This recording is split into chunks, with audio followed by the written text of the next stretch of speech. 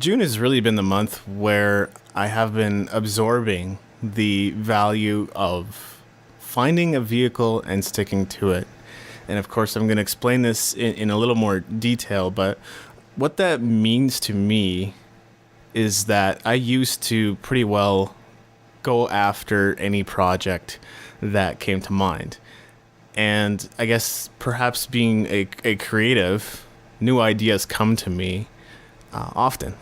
And, new ideas always seem like the more exciting ones as opposed to the ideas that you've already executed and tried. So, my previous mindset was that if I did not succeed in music, perhaps I could succeed in art. And so I could pick up art and start producing drawings and paintings and things of that nature, start an online store or what have you.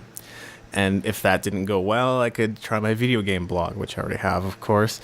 And if that didn't go well, I could find something else that I was good at. There are many talents that I have. And the truth of the matter is, I think most of us have that mentality because we were brought up in such a way that, okay, your parents or someone significant in your life asked you the question, what are you good at? Or what do you like?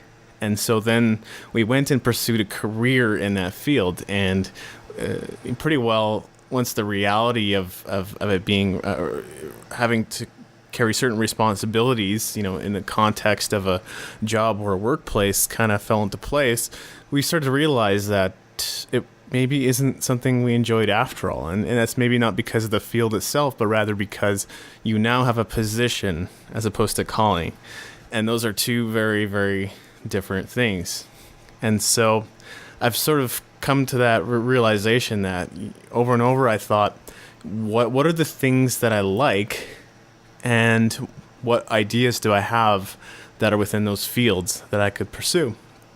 And really what it comes down to is any one of those ideas probably would have worked for me. And I'll explain that in a second. What it is it takes an extraordinary commitment. And I talked a little bit about that on the 10-year commitment post on my blog. And what that is deciding on a direction and throwing everything you had at it. And decision is something we tend to take sometimes a little too lightly. Anthony Robbins talks a little bit about that. Decision is really should be something that is set in stone. We put it into place, we follow through.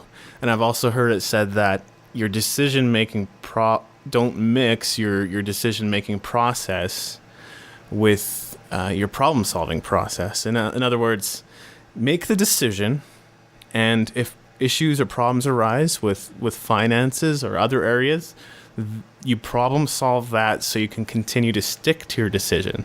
So let's say I'm going to go to a certain convention, and for some reason I've run into a problem with cash, and I don't have enough money to get down to the convention. Well, I've already made the decision to go down to the convention, so now I'm going to have to figure out a way to make an extra $400, and I'm going to go out and do it. That would be following through upon a decision, and I think our brains are wired such that every time we betray decisions like that, we tend to weaken our ability to follow through. And so it's really about consistently applying yourself over and over and over and over again, persistently, like I said, throwing everything you have at it for 5 to 10 years. And most of us, I think, as creative types, have a hard time doing that. And the reason I'm saying that is because I have a hard time doing that. And I don't want you to look to me as the prime example of someone who's accomplished everything you've ever wanted to. I'm probably not. I've maybe accomplished some things that you want in your life, and that's fine. Look to me as maybe somebody who's done a few things that maybe that you would like, or at least moving in the direction of the results that you would want in your life. So don't look to me as the prime example of somebody who has everything.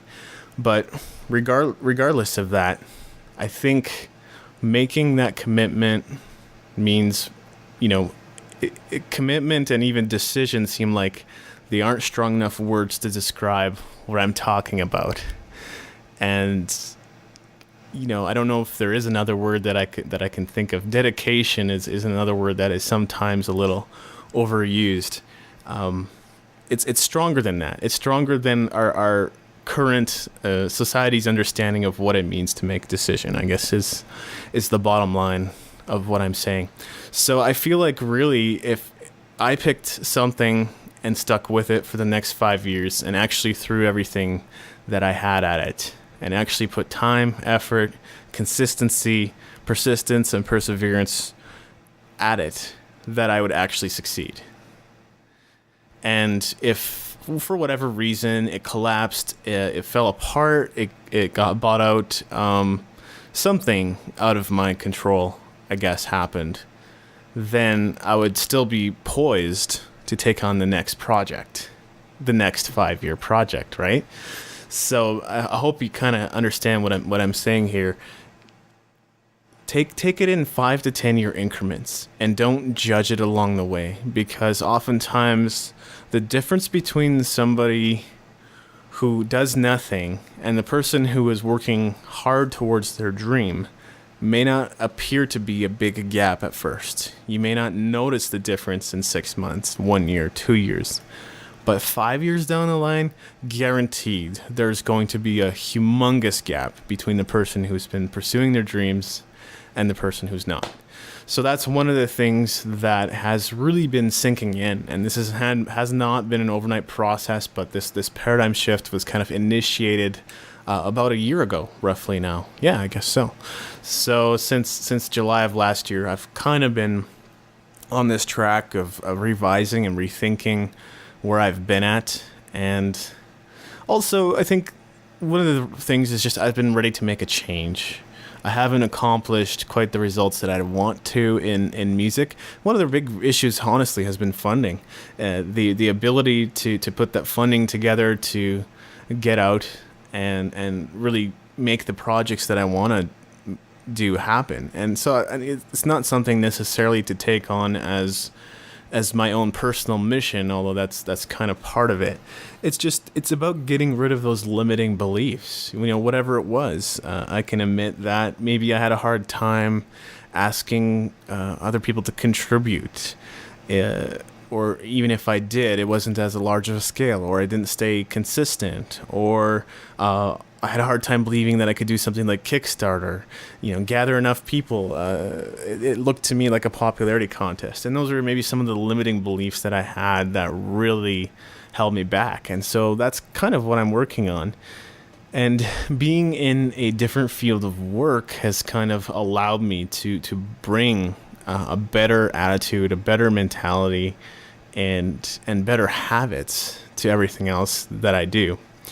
And I wouldn't say that it's been a terribly consistent year for me as far as posting blogs, releasing podcasts on time, and a bunch of other things. But let's just say that I have been more consistent and have June has been a tremendous month for personal growth as far as building and growing my business is concerned. So I am definitely excited about that. And, I've been saying on and off all this year, goodness, about fatigue. And it's something that hit me a little bit here in June as well. And so I haven't really gotten to the core of the matter yet, it seems. But at the end of the day, I think I'm just going to keep saying that it's going to be gone. It's going to be done with. I'm going to get out of this. I'm going to get healthy. I'm going to start feeling better. And the reason I'm just going to keep saying that is because I want my life to rise to the level of my words as opposed to shrinking or sinking to the level of my negative words, if that makes sense. So, yeah, so June has been really great for personal growth.